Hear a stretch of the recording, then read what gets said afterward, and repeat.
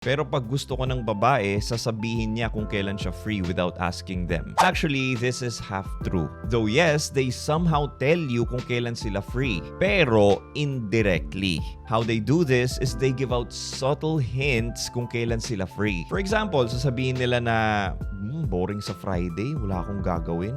O kaya kung may pinag-uusapan kayong place na gusto mong puntahan, sasabihin niya na, uy, maganda dun. Matagal ko nang gustong puntahan yun eh. Ganyan yung mga babaeng who's in their feminine. Though, don't get me wrong, meron pa rin mga babae na sila na mismo yung nag-aayang lumabas. And that is fine. That only means na mataas yung attraction level nila para sa'yo. Or they are the aggressive type. Pero we have to take into account na hindi lahat ng babaeng mamimit natin sa dating world ay matataas ang attraction level towards sa atin. Most of them will have an attraction level of only a 5 lang. Kaya huwag nyo aantayin na yung mga babae mismo ang magsasabi kung kailan sila free. Baka kasi nagbibigay na sila ng subtle hints kung kailan sila free, pero ikaw naman, you're not capitalizing on it. Kasi nga hinahantay mo na siya mismo yung mag-volunteer kung kailan siya free. Kung napapansin nyo na nagbibigay na ng subtle hints yung babae na they want to go out with you, capitalize on that. Halimbawa, kung nag-uusap kayo, no, and then sinabi ni girl na, ano ba yan? This Friday, boring, wala akong gagawin.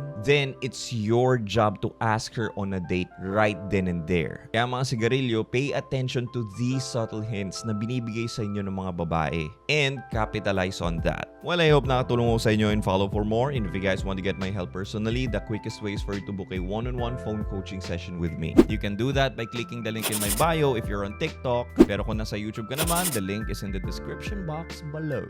Peace!